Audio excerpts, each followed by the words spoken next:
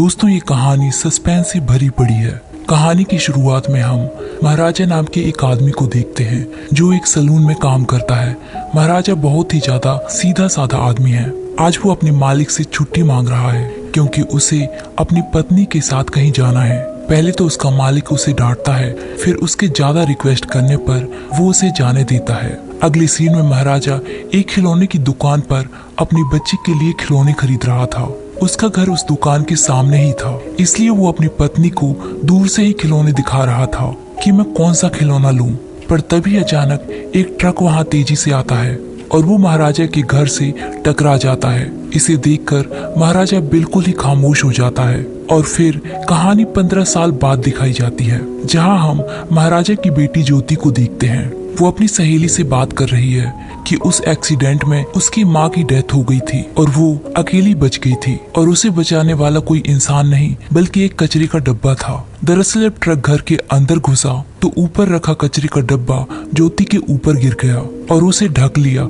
इससे उसकी जान बच गई। इसलिए वो कूड़ादान उनके घर का एक सदस्य बन गया। उसका नाम उन्होंने लक्ष्मी रखा। लक्ष्मी को वो रोज नहलाते हैं और रोज उस पर तिलक भी लगाते हैं। उसके बारे में सबको पता है। पिता और बेटी एक दूसरे का बहुत ख्याल रखते हैं। ज्योति पढ़ाई में कमजोर है लेकिन वो स्पोर्ट्स में बहुत तेज है और वो एक एथलीट भी बनना चाहती है। महाराजा अब भी सलून चलाता है, पर अब वो सलून उसका खुद का है। अगले सीन में हम ज्योति के प्रिंसिपल को देखते हैं। उसने महाराजा को भी वहाँ पर बुलाया है। वो इसलिए क्योंकि वो ज्योति को स्कूल से निकाल रहा है। प्रिंसिपल महाराजा से कहता है कि तेरी बेटी ने हमारी गेस्ट कलेक्टर को पानी में शराब मिलाकर दी। इससे हमारे स्कूल की बहुत बदनामी हो गई है, इसलिए तुम यहाँ से अपनी बेटी को ले जाओ। लेकिन महाराजा का कहना था कि मेरी बेटी ऐसा काम कभी नहीं कर सकती। प्रिंसिपल कहता है कि तेरी बेटी के बैग से शराब की बोतल निकली है। वो कहता है वो सब मैं नहीं जानता, लेकिन मेरी बेटी गलत नहीं हो सकती। तभी वहाँ उसकी पीटी टीचर आ जाती है और वो उस लड़के को भी साथ लेकर आई है जिसने ये गलती की थी और इसका वीडियो भी प्रिंसिपल को दिखाती है। अब महाराजा कहता है कि आपको पता चल गया है कि मेरी बेटी बेकसूर है, इसलिए आपको मेरी बेटी से माफी मांगनी होगी। लेकिन प्रिंसिपल माफी मांगने के लिए तैयार नहीं होता और उल्टा उन्हें बुरा भला कहने लग जाता है। लेकिन महाराजा अपनी जिद पर अड़ गया था कि यदि वो माफी नहीं मांगेगा तो मैं यहाँ से नहीं जाऊंगा। उसे देखकर वहाँ मौजूद सब लोग डर गए थे। फिर ज्योति अपने प्रिंसिपल से रिक्वेस्ट करती है कि प्लीज सर, आप मुझसे माफी मांग लीजिए, नहीं तो यहाँ बहुत बुरा हो जाएगा। मेरे पापा बहुत जिद्दी हैं, वो यहाँ से नहीं जाएंगे। प्रिंसिपल महाराजा को देखकर डर जाता है और वो ज्योति से माफी मांग लेता है। अगले सीन में हम देखते हैं कि ज्योति एक हफ्ते के लिए स्पोर्ट्स कैंप में जा रही है और वो जाते जाते कहकर जाती है कि वो लक्ष्मी की रोज सफाई करे। फिर वो वहाँ से बस में बैठकर चली जाती है और रात को महाराजा दुकान से काम खत्म करके अपने घर वापस लौटता है। फिर रात को हम देखते हैं कि महाराजा की हालत बहुत खराब थी। उसे बुरी तरह मारा पीटा गया था और पूरा घर बिखरा पड़ा था। ऐसा लग रहा था जैसे वहाँ चोरी हुई है। अगले सीन में हम मैथ्यू नाम के एक आदमी को देखते हैं जिसने अपनी कार को सर्विस कराने के लिए शोरूम में छोड़ा था, पर उसके अपनी कार में एक चश्मा रह गया था और अब वो चश्मा कार से गायब है। वो चश्मा उसकी वाइफ ने उसे गिफ्ट किया था, इसलिए वो यहाँ के लोगों को मारने लगता है। तभी वहाँ धना आ जाता है जिसने उसकी कार को रिपेयर किया था और मैथ्यू धना को भी मारने लग जाता है। और रात को जब मैथ्यू कुछ लोगों के साथ बैठा हुआ था तो वहाँ धना वो चश्मा लेकर आता है और मैथ्यू के सामने चश्मे को तोड़ता है और फिर मैथ्यू को बुरी तरह मारने लग जाता है। अगले सीन में हम महाराजा को पुलिस स्टेशन पर देखते हैं और वो यहाँ चोरी की कंप्लेन लिखाने आया था। वो पुलिस को बताता है कि कल रात मेरे घर में चोरी हुई है और लक्ष्मी गायब हो गई है। अब पुलिस वालों को लग रहा था कि लक्ष्मी कोई लड़की है। पुलिस वाला पूछता है कि लक्ष्मी कौन है, लेकिन महाराजा उसे कूड़ादान नहीं कहता था, इसलिए वो अपने फोन पर उसकी एक फोटो दिखाता है। वो फोटो देखकर पुलिस वाला हैरान रह जाता है। वो कहता है कि तू पागल है क्या, एक कूड़ेदान की कंप्लेन लिखाने आ गया, तेरा दिमाग तो ठीक है ना। फिर वो महाराजा से पूछता है कि क्या इस कूड़ेदान में पैसे थे या फिर कोई कागज, कुछ तो रहा होगा इसमें। महाराजा कहता है कि इसमें कुछ भी नहीं था, ये बिल्कुल खाली था।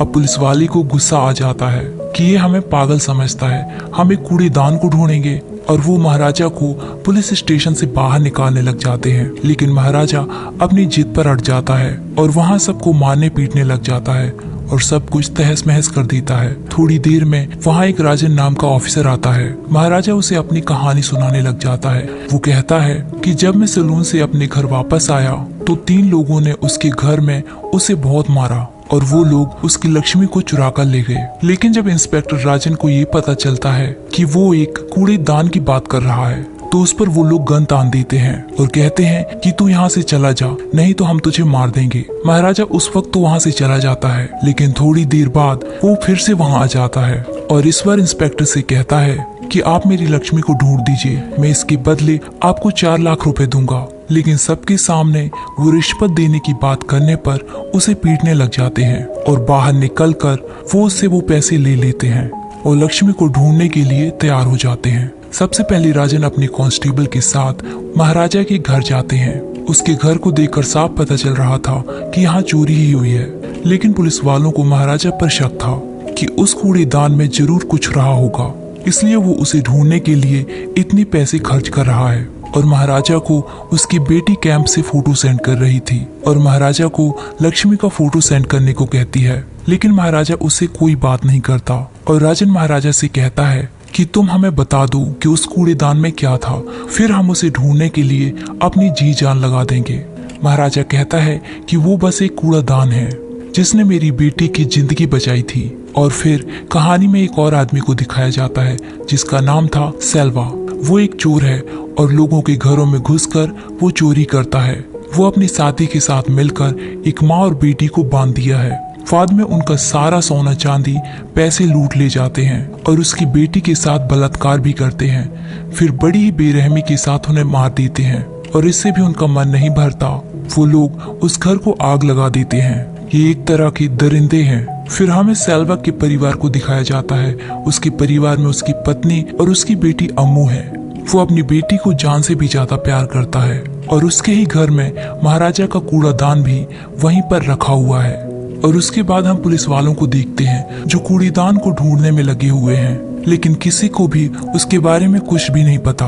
और यहाँ हम महाराजा को देखते हैं जो बहुत ही ज्यादा परेशान है और वो सारा दिन पुलिस स्टेशन पर बैठा रहता है। पुलिस वाले उससे अपना काम कराते हैं और वो चुपचाप उनकी हर बात मानता है। और दूसरी तरफ सेल्वा बारी बारी से घरों पर डकैती कर रहा है। इसी तरह जो लोग उसका चेहरा देख लेते हैं वो उन लोगों को जान से मार देता है और घर जाकर वो अपनी बेटी अम्मू की मरहम पट्टी करता है, पर उसका घाव ठीक नहीं हो रहा था और पुलिस अभी भी उस कूड़ेदान को ढूंढने में लगी हुई थी। तभी वहाँ उन्हें एक नल्ला नाम का आदमी मिलता है जो एक खबरी है। वो पुलिस के लिए काम करता है। यहाँ वो राजन से बात करता है और वो भी इस काम से जुड़ जाता है। और फिर पुलिस स्टेशन पर एक आदमी आता है। वो एक आदमी की मिसिंग कंप्लेन करने आया था और वो आदमी धना था। और कहानी यहाँ से फ्लैशबैक पर चली जाती है। जिन 3 लोगों ने महाराजा के घर पर चोरी की थी उनमें से एक धना भी था। फिर महाराजा को अपने घर पर एक आदमी का टोल प्लाजा की रिसीप्ट मिलती है। उस नंबर की मदद से महाराजा मैथ्यू के पास पहुंच जाता है। ये तब का सीन है जब मैथ्यू को धना मार रहा था और वहीं पर महाराजा खड़ा हुआ ये सब देख रहा था। बाद में उसने धना का पीछा किया था, लेकिन धना को उस पर शक हो गया था और उसने अपने आदमियों को खबर कर दी थी। उसके आदमी महाराजा को मारने लगे और धना ये भी बता देता है कि हम तेरे घर पर आए थे। वो कहता है कि तू उस दिन हमारे हाथ नहीं लगा, नहीं तो तू भी मारा जाता। इस बात पर महाराजा को गुस्सा आ जाता है और वो उसके आदमियों को बारी बारी से मारने लग जाता है। इसके बाद वो धना को भी मारने लग जाता है। फिर धना उसे बताता है कि हम 3 थे, उनमें से एक पुलिस के लिए काम करता है। फिर महाराजा धना को जान से मार देता है। इससे यहाँ साफ पता चलता है कि जो कुछ भी महाराजा कर रहा है वो एक कूड़ेदान के लिए तो बिल्कुल नहीं कर रहा। और अब पुलिस वालों ने अपना प्लान चेंज कर दिया था। अब वो नल्ला के साथ मिलकर एक डुप्लीकेट कूड़ेदान तैयार कराने लगे और हूबहू महाराजा का कूड़ेदान के जैसा बनवाया। आगे हम देखते हैं कि सेल्वा की बेटी अम्मू का 2 दिन बाद जन्मदिन है और वो यहाँ ज्वेलरी शॉप में अम्मू के लिए चेन लेने आए हैं। पर जो चेन अम्मू को पसंद आती है वो उन्हें 2 दिन बाद मिलनी थी, जिसके लिए वो हाँ कर देते हैं क्योंकि सेल्वा अपनी बेटी की हर ख्वाहिश पूरी करना चाहता है। वो जो बनना चाहती है, वो जो कुछ भी करना चाहती है, वो उसका हर सपना पूरा करना चाहता है। और महाराजा की बेटी अभी भी कैंप में थी और वो अपने पिता को मिस कर रही थी।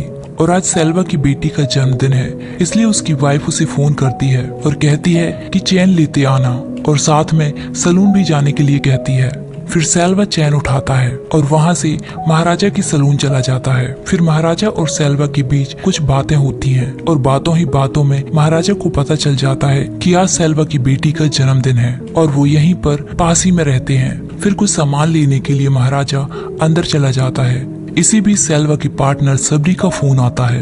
वो उसे बताता है कि पुलिस वालों को हम पर शक हो गया है और आज का अखबार चेक करो, उसमें हमारे बारे में लिखा हुआ है। जब सेल्वा पीछे मुड़कर देखता है तो वहाँ महाराजा खड़ा हुआ था और ऐसा लग रहा था कि वो सेल्वा की सारी बातें सुन चुका है, इसलिए सेल्वा उससे डरने लगा था। तभी उसके घर सबरी आता है। सबरी को वो सारी बात बताता है कि सलून वाले ने हमारी सारी बातें सुन ली हैं, अब हमें उसका काम खत्म करना होगा। तभी सेल्वा को याद आता है कि जो चैन उसने अपनी बेटी के लिए खरीदी थी वो उसके पास है ही नहीं, मतलब वो कहीं छोड़ आया है और उसे याद भी नहीं है। दरअसल वो सोने की चैन सलून पर ही भूल आया था जो अब महाराजा के हाथ लग चुकी थी, इसलिए वो उसका घर ढूंढते हुए उसके घर की तरफ जाने लगा। लेकिन महाराजा के पीछे पुलिस भी आ रही थी और उसे देखकर सेल्वा को लगा कि महाराजा ही इन पुलिस वालों को लेकर यहाँ आया है और पुलिस वाले उन लोगों को बुरी तरह मारने लग जाते हैं और सेल्वा की सच्चाई उसकी पत्नी को भी पता चल जाती है। इस बात से उसकी पत्नी को बहुत दुख पहुँचता है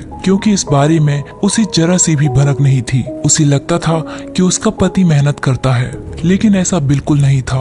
वो एक बलात्कारी और एक डकैत है। और तभी सबरी अपनी जेब से गन निकाल लेता है और वो एक पुलिस वाले के ऊपर गोली चला देता है और पुलिस वाले भी उसको वहीं पर मार गिराते हैं। सबरी मारा जाता है। उसकी मौत पर सेल्वा को बहुत दुख होता है और पुलिस वाले सेल्वा को भी अरेस्ट कर लेते हैं। अब सेल्वा को लगा था कि महाराजा ही इन पुलिस वालों को यहाँ लेकर आया है, इसलिए वो वहाँ से महाराजा को घूरता हुआ निकल जाता है। आगे हम देखते हैं कि पुलिस वालों ने उस नकली कूड़ेदान को बनवा लिया था, लेकिन यहाँ राजन के पास अब बहुत बड़ी मुश्किल थी क्योंकि उनके पास कोई भी ऐसा चोर नहीं था जो इस चोरी का इल्जाम अपने सिर पर ले सके। तभी वो नल्ला से कहता है कि तुम ये काम कर सकते हो और बस इस काम में सिर्फ एक्टिंग ही तो करनी है, ये काम कौन सा मुश्किल है। और फिर वो लोग पुलिस स्टेशन पर महाराजा को बुलाते हैं ये पता करने के लिए कि दरअसल वहाँ हुआ क्या था। और वो लोग इस बात को इसलिए उससे पूछ रहे थे क्योंकि ये सारा सीन नल्ला को समझा सके। फिर महाराजा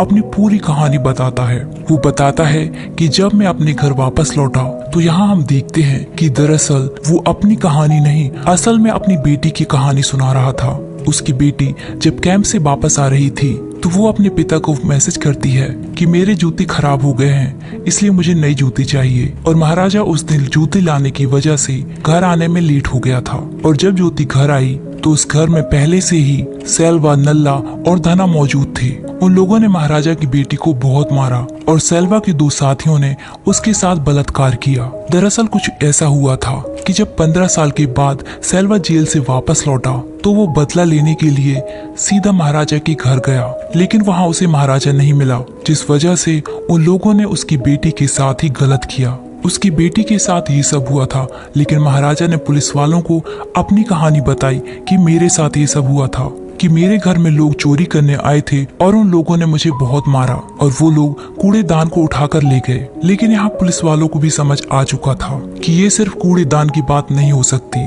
पुलिस वाले नल्ला को सारी स्टोरी बता देते हैं और नल्ला को पता चलता है कि ये सब तो हम लोगों ने उस लड़की के साथ किया था, जिस वजह से वो चोरी का इल्जाम अपने ऊपर लेने से मना करने लगा, क्योंकि यदि महाराजा को थोड़ा भी शक हो गया तो वो उसे जान से मार देगा। अब नल्ला सेल्वा को कॉल करके ये सारी बात बता देता है और इन लोगों को यहाँ ये भी पता चलता है कि उनका पार्टनर धना कुछ दिनों से गायब है और उसका फोन भी नहीं लग रहा। लेकिन यहाँ राजन उसे धमकी देने लगता है, इसलिए नल्ला उसकी बात मान लेता है। इसके बाद हमें दिखाया जाता है कि जब महाराजा की बेटी के साथ बलात्कार हुआ उसके बाद महाराजा अपने घर पर पहुंचा और अपनी बेटी की इस हालत को देखकर वो बिल्कुल पागल हो चुका था। वो तुरंत ही अपनी बेटी को हॉस्पिटल लेकर गया और उसने खुद ही गुस्से में अपने घर पर तोड़फोड़ की थी, जिससे हमें लगा कि उसके घर पर चोरी हुई थी। और हमें ये भी दिखाया जाता है कि वो कूड़ादान हॉस्पिटल में ज्योति के बेड के नीचे रखा है। वो अपने पिता से कहती है कि मैं उस आदमी से मिलना चाहती हूँ कि कोई इतना बेरहम कैसे हो सकता है, मुझे उसे पूछना है कि आखिर उसने मेरे साथ ऐसा क्यों किया। राजन अपनी टीम के साथ महाराजा के घर पहुँचता है। राजन महाराजा से कहता है कि ये रही तुम्हारी लक्ष्मी और यही आदमी है जिसने अपने साथियों के साथ मिलकर तुम्हारे घर में चोरी की थी। राजन नल्ला से कहता है कि तुम महाराजा को बताओ कि तुमने चोरी किस तरह से की थी। लेकिन नल्ला ये सब बताते हुए वो बहुत ज्यादा डर जाता है और वो डर उसके चेहरे पर साफ दिखाई दे रहा था और उसके बताने के हिसाब से महाराजा को उस पर शक होने लगा था। और फिर महाराजा नल्ला से झूठ मूठ का गले मिलता है और वो उसकी पीठ पर एक उभरा हुआ निशान महसूस करता है, जिस बारे में ज्योति ने महाराजा से बताया था कि उनमें से एक इंसान की पीठ में एक उभरा हुआ निशान है। अब महाराजा को पता चल चुका था कि 3 में से एक आदमी ये है। राजन महाराजा से कहता है कि अब तुम देख लो कि इसके साथ क्या करना है। महाराजा कहता है कि हम इसे माफ कर देते हैं, पर राजन उसे फोर्स करने लगता है कि तुम इसे माफ क्यों करना चाहते हो? क्या जब ये तुम्हारी बेटी के साथ बलात्कार करता तो भी क्या तुम इसे छोड़ देते? दरअसल ऑफिसर राजन को सब कुछ पहले से ही पता चल चुका था। वो पहले से ही अपने लोगों के साथ इन्वेस्टिगेशन कर चुके थे और उन्हें उस हॉस्पिटल में पता चल चुका था कि उसकी बेटी के साथ क्या हुआ है, इसलिए वो जानबूझकर नल्ला को यहाँ लेकर आए थे। इसके बाद राजन अपनी टीम के साथ बाहर चला जाता है और यहाँ महाराजा अपनी बेटी का बदला लेते हुए नल्ला को जान से मार देता है। और अब आखिर में सिर्फ सेल्वा बचा था जो एक बिल्डिंग में जा रहा था, लेकिन उसके वहां पहुंचने से पहले महाराजा वहां पहुंच गया था और वो सेल्वा के आदमियों को बहुत ही बेरहमी से मारता है। और फिर वहां सेल्वा आता है, लेकिन सेल्वा उसे देखकर बहुत ही ज्यादा हैरान रह जाता है क्योंकि 15 साल पहले सेल्वा उसके सामने अरेस्ट हुआ था और फिर दोनों के बीच बहुत ज्यादा लड़ाई होती है, पर महाराजा उसे कुछ भी नहीं बताता और सेल्वा अपना पूरा गुस्सा महाराजा पर निकालता है कि महाराजा की वजह से उसकी पूरी जिंदगी खराब हो गई, कि उसकी वजह से उसकी पूरी फैमिली बर्बाद हो गई। लेकिन महाराजा गुस्से से उसके दोनों पैर तोड़ देता है और सेल्वा उसे कहता है कि जो जख्म तूने मुझे दिए हैं वो तो भर जाएंगे, लेकिन जो जख्म मैंने तेरी बेटी को दिए हैं वो कभी नहीं भरने वाले। थोड़ी देर बाद ज्योति भी वो अपने टीचर के साथ वहाँ आ जाती है और वो अपने पिता से कहती है कि मैं इस आदमी से अकेले में कुछ बात करना चाहती हूँ। वो उससे कहती है मैं तो यहाँ ये देखने आई हूँ कि दुनिया में कोई इतना बेरहम आदमी भी हो सकता है। इतना घिनौना इंसान मैंने आज तक कभी नहीं देखा। और वो चोरी करने के लिए उसके घर आया था, इसलिए वो सामान उसे दे रही है। इसके बाद वो सारा सोना चांदी उसे दे देती है और अपने पिता के साथ वहाँ से जाने लगती है। और फिर सेल्वा की नजर उस सोने की चैन पर पड़ती है जो 15 साल पहले अपनी बेटी के जन्मदिन पर उसके लिए खरीदी थी। और फिर हमें 15 साल पहले का एक सीन दिखाया जाता है जहाँ पर महाराजा अपनी पत्नी और बेटी के साथ सेल्वा के घर जाता है। वहाँ सेल्वा की पत्नी और बेटी थी, लेकिन वहाँ सेल्वा नहीं था क्योंकि वो तो अरेस्ट हो चुका था। वो दोनों सेल्वा की बेटी की चैन वापस करने गए थे, लेकिन सेल्वा की पत्नी ने वो चैन लेने से साफ मना कर दिया था क्योंकि उसका पति पता नहीं कितने लोगों की जिंदगी बर्बाद करके ये चैन लाया था। तो सेल्वा के घर के सामने ही एक खिलौनों की दुकान थी, इसलिए महाराजा की पत्नी उसे सेल्वा की बेटी के लिए एक खिलौना लाने के लिए कहती है। और जब महाराजा खिलौने लेने जाता है तो वहाँ अचानक तेजी से एक ट्रक आ जाता है और वो ट्रक सेल्वा के घर के अंदर घुस जाता है, जिस वजह से महाराजा की पत्नी और बेटी मारे जाते हैं और सेल्वा की पत्नी भी मारी जाती है। लेकिन सेल्वा की बेटी इस एक्सीडेंट में बच जाती है और उसे बचाने वाला कोई और नहीं, वही कूड़ादान था। और यहाँ पता चलता है कि ज्योति महाराजा की बेटी नहीं, सेल्वा की बेटी है। मतलब उस एक्सीडेंट में अम्मू बच गई थी और महाराजा अपने साथ अम्मू और उस कूड़ादान को लेकर चला गया था और अम्मू को अपनी बेटी की तरह महाराजा ने पाला था। और जो दाग अम्मू की पीठ पर था वही दाग सेल्वा ज्योति की पीठ पर देख लेता है। ये सब देखकर सेल्वा को बहुत ज्यादा पछतावा होता है और उसे समझ आ चुका था कि जो कुछ भी ज्योति के साथ हुआ वो सब उसकी अपनी बेटी के साथ हुआ है। वो कितना बड़ा पापी है। पहले उसने दूसरों की जिंदगी खराब की और फिर अपनी बेटी की भी जिंदगी खराब कर दी। सेल्वा चिल्लाते हुए उसके पीछे पीछे जाता है, लेकिन अम्मू वहाँ से चली जाती है और अब सेल्वा अपने आप को माफ नहीं कर पा रहा था और वो बिल्कुल बेसुध होकर बिल्डिंग से गिर जाता है। इस वजह से उसकी वहीं पर मौत हो जाती है और ये कहानी यहीं पर खत्म हो जाती है।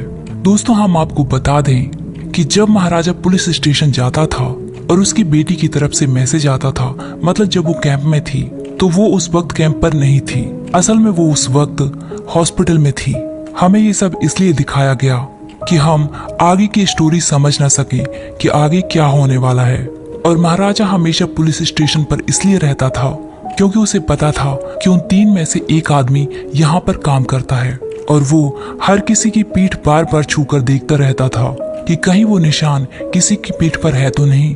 तो दोस्तों, ये थी हमारी आज की कहानी। हमारी कहानी आपको कैसी लगी कमेंट करके जरूर बताइए, और ऐसे ही कहानियों के लिए हमारे चैनल को सब्सक्राइब कीजिए।